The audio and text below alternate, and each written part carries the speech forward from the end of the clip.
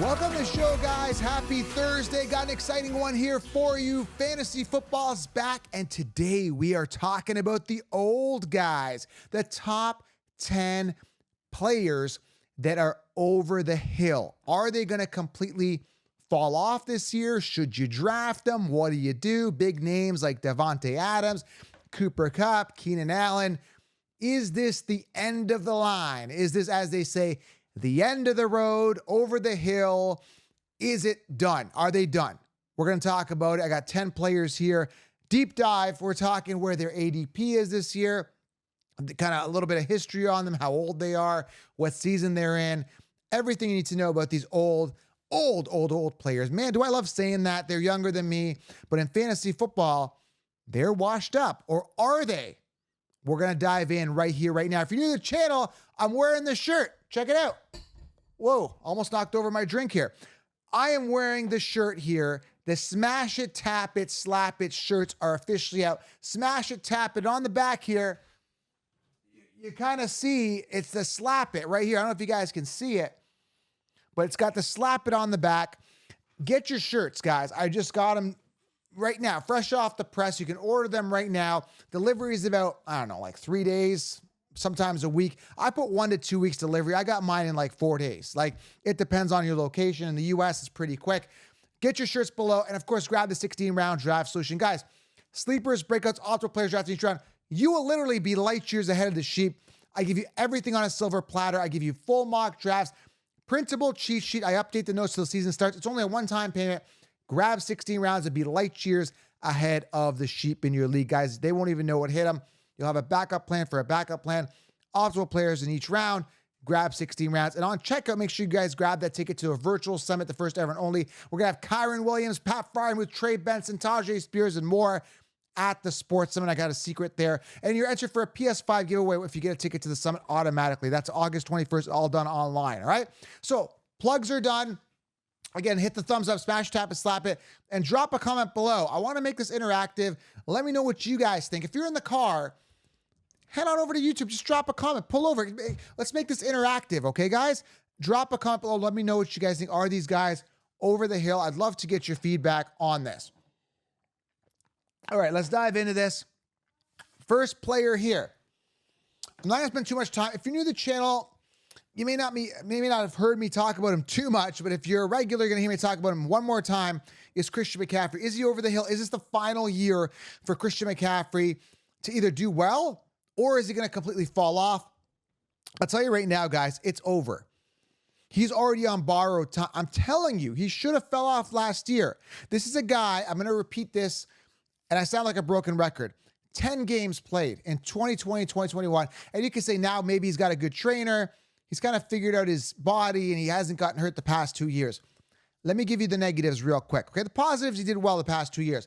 The negatives, it's very unlikely. It's very rare that he finishes 2 years in a row on top, and he's pretty much did it the past 2 years. So the fact that he pretty much did it 2 years in a row already, Eckler beat him 2 years ago, and then he was number one last year. For him to finish on top, last time it happened was 2002 with Priest Holmes. So and 2003, those years he finished on top. I'm going to keep using that example because it's an anomaly. Now you could say, well, it's due again for a player to do that. It's not going to be CMC. There's too many better players out there now. Breece Hall, the Byjans, other guys, okay? He's coming off first overall. He's entering his 8th season. So 8th season, 28 years old, paid, incentivized. There's no hunger anymore. And he just got married. So I mean, I don't know. That's a distraction right there. All right. You're so mean, Joe. How could you say getting married is a distraction? You know, I'm married. I'm happy. I still produce on a high level, but he's a running back. I mean, he's got a, belly that's full, and it is what it is. Okay. By the way, did you see what his wife wore?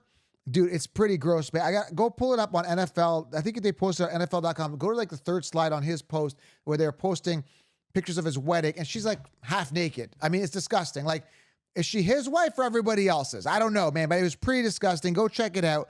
I don't get, I mean, she's pretty much half naked on her Instagram anyway, but I don't know, whatever. I see a divorce happening in the next 2 years, but it is what it is. That's my prediction. But anyway, Christian McCaffrey, total bust this year. I don't believe in him. The Super Bowl hangover kicked that in as well. and he's very expensive, coming off 2 pinnacle years.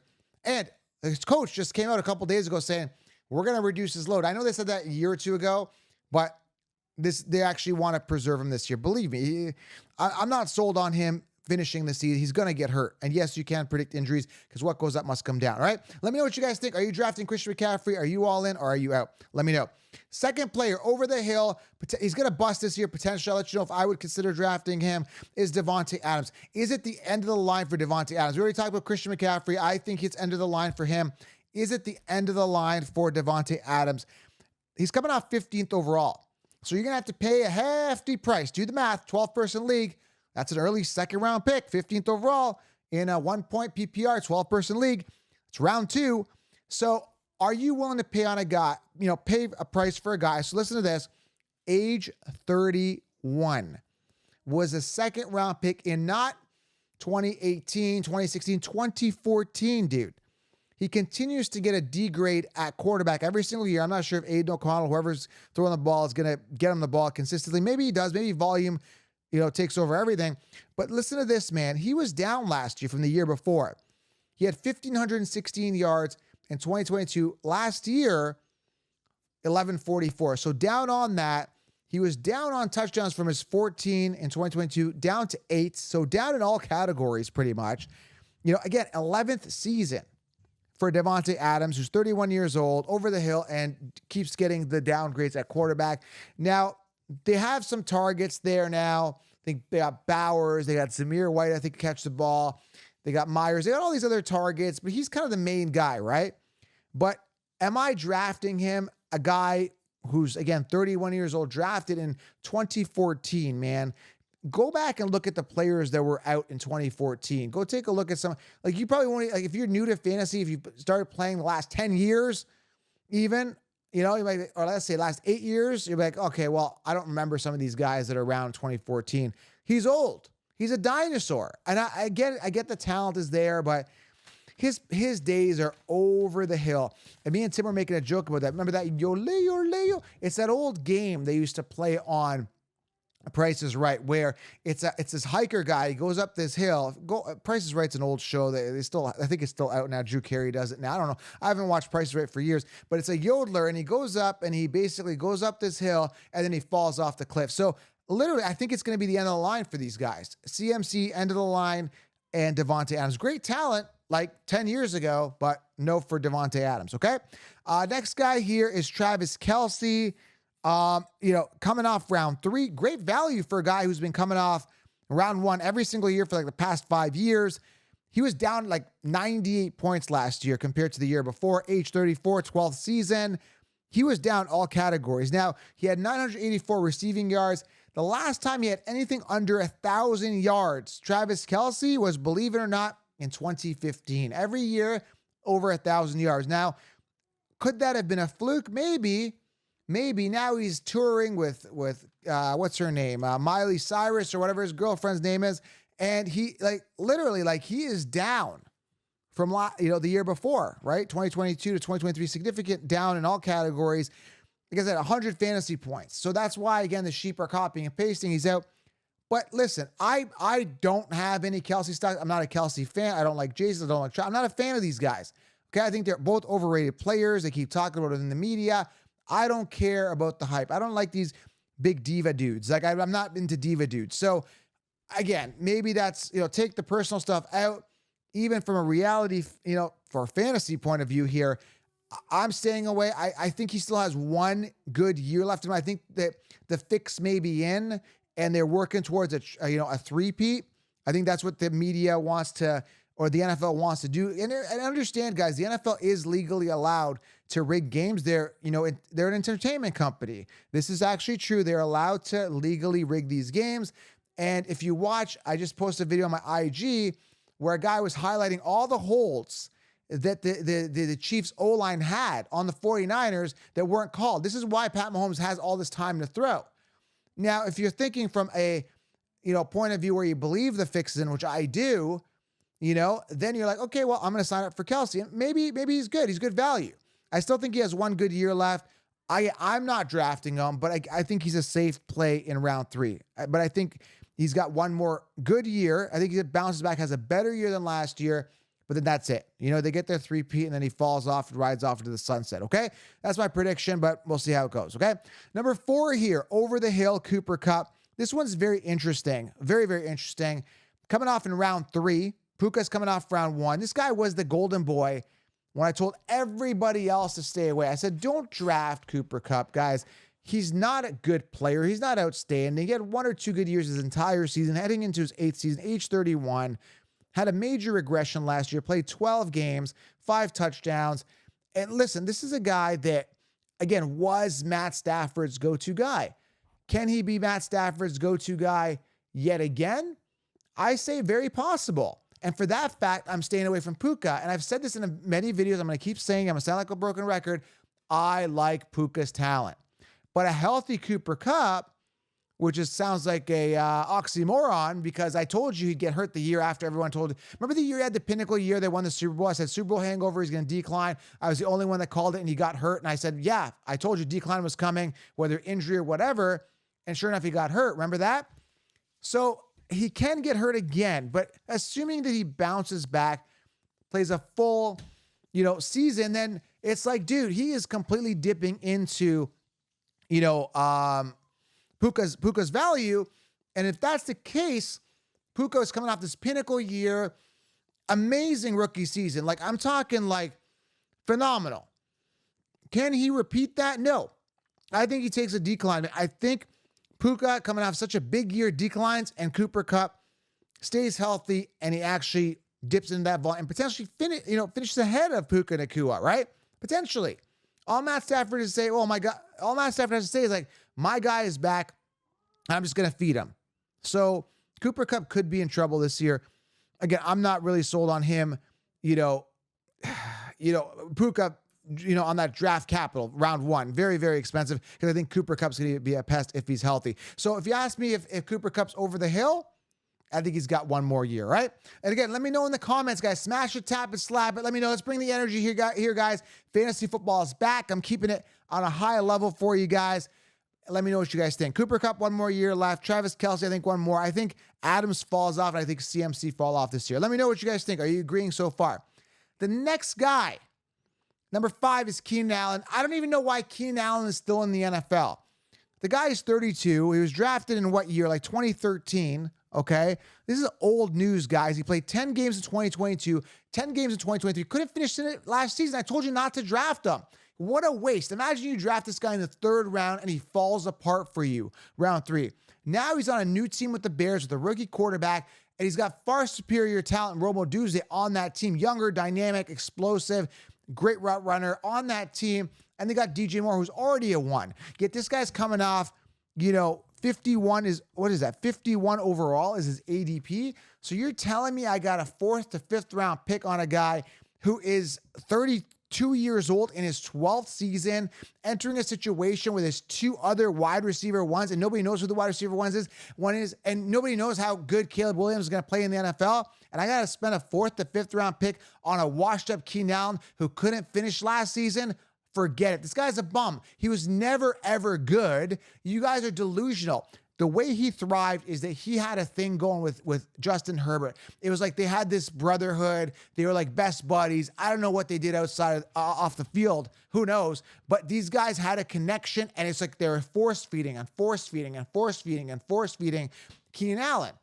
If you force feed me 1,000 targets a year, I'm going to do well in fantasy, right? It was ludicrous. He's not good. He's not a good receiver. I'm telling you right now, he's old. He's washed. He was just in a situation where he thrived. Similarly to other players I talked about, it was like Austin Eckler. Sucks. Okay. Never good. He was a product of the offense. Same with Keenan Allen. He's not good. Now he's going to suffer. And now the thing is, people are drafting him kind of maybe at a slight discount off last year's finish, which again, he was force-fed last year and shouldn't even be considered this year. Keenan Allen is done. Over the hill, got lucky last year, didn't finish the last 2 seasons, washed up, old, overrated, and just trash. Don't like him, okay? Next guy here, another guy that's washed up is James Conner. I've been looking at a lot of these pro drafts. I've been watching some drafts here, some big stake leagues and mock drafts and all that. And James Conner is actually coming off the board ahead of the superior running back in Trey Benson, who, by the way, is coming to the Fantasy Sports Summit. And he's going to be on the show. So I'm going to talk to Trey Benson about this. But, I mean, we're talking about a guy who's like 69 overall. So you're relatively high draft capital in a guy like round 6, 7.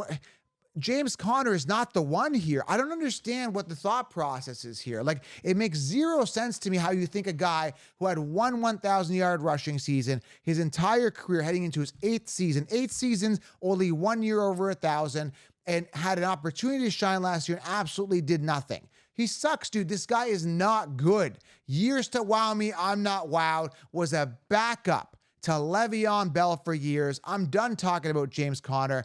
I'm not drafting James Conner. I am drafting Trey Benson as my RB4 with massive top 10 upside. He is the best running back out of this NFL draft. He should easily surpass James Conner. This is not a discussion. This is not a debate. James Conner is done over the hill. He always misses time. He always misses games. He can't rush over 1,000 yards to save his life. Done. Back up on the Steelers for years. Garbage. Done. Next guy here, and again, he's over the hill. Next guy, who I don't even know why this guy's even still playing, but we're talking DeAndre Hopkins here at number 7. Over the hill, through the snow, to grandmother's house we go. Done. To grandpa's house in this case. Listen, DeAndre Hopkins coming off like 75th overall, give or take, right? Depending on which league, what settings your leagues are in. In his 11th season, played what? 9 games in 2022, 10 games in 2021. Hopefully I got the years right here. I made a bunch of chicken scratch notes before the show. I just looked at his stats overall, looked at what he's done the past couple years. In comes Calvin Ridley, Tajay Spears out of the backfield. They got a ton of weapons now for Will Levis, who is also a questionable quarterback. I think Will Levis has some upside. I like Will Levis, but we're talking about a guy who's already been declined. You know, once you turn this age, what is he, 30? I don't know how old he is, 30. I didn't write his age. What's wrong with you guys? Give me some help here. What is DeAndre Hopkins' age? I got to look it up now because I have everybody else's age except for this guy. But bottom line is this. 11th season, over 30 years old. Hopkins, I'm not wasting my time on guys that are this old and just over the hill. Just done. I'm not wasting my time. And Hopkins is a waste of time. So you're better off drafting at this ADP, 78 overall. Go for some youth, man. Go for some youth. So I'm going to pull that up here. Just to do some quick math here. 78 divided by, let's say, your 12-person league, around 6-5. So Ladd McConkey is coming off the same place that DeAndre Hopkins is coming off. Would I rather have the young, dynamic Ladd McConkey, or would I rather have old, washed-up DeAndre Hopkins who's got another wide receiver 1 on his team? Guys, start thinking here, right? There's a lot of players you don't want to waste draft picks on, and I explained this in the 16-round draft solution. We're following the Cuddy system. Consistency. Is he consistent? No, he can't finish seasons. Does he have upside? Absolutely not. He's probably not going to be the wide receiver 1 on his team. Does he have durability? No. Is he high on the depth chart? No. And is he young? Youth? No. Cuddy system, consistency, upside, durability, depth, and youth. He's got 0. So, and most of these players as well, 0. So Hopkins, I'm out. Over the hill. Done. Next 3 guys are interesting. I think the last guy might have a little bit of juice left. Again, let me know in the comments, guys. Smash it, tap it, slap it. What are you guys thinking here? Are these guys over the hill? Are you drafting them? Love to get your feedback. Okay. Number 8 is Austin Eckler.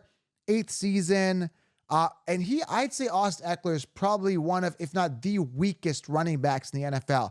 First and foremost, this guy just came out and he said something. I don't want to quote it. I don't know the exact quote, but something along the line like that the Chargers didn't want him because he said he didn't want to handle 300 plus rushing yards a game. That's not his style of game. Like he doesn't want that many attempts. Like it's not his style. Dude, you suck. You're washed up. You're old. And look at this. This is an interesting thing about Eckler. 0. This is a donut. Okay, a donut, like you know what a donut looks like, right? 0 1,000-yard rushing seasons. Last year, I told you to fade this bum. 3.5 yards per carry. The guy sucks. He's trash. And everybody had him as a top 2 player in fantasy, copying and pasting last year. Where are the sheep now? Where are you guys now? Why aren't you guys talking about Austin Eckler? Why didn't you guys see last year that he'd be declined like I did? And like Tony Pollard. I told you, don't draft Tony Pollard round 1. Right? And yet the sheep kept pushing this guy. Delusional. So over the hill, he's already over the hill. He's tumbling down the hill. Austin Eckler, and he always was. He was never good. Remember, this guy, I knew he was trash because he was a backup to Melvin Gordon. Melvin Gordon, what's he doing now? Probably fumbling, his newspapers on his newspaper route. I don't know. Melvin Gordon sucks. So does Austin Eckler, and Eckler was the backup to him. He had no business coming off in round one any fantasy football league last year. All right, number 9 here, another guy I absolutely dislike more than almost any other running back is Zeke Elliott. He is a pest. He is annoying. 3.5 or whatever yards per carry last year, absolutely fell off the cliff.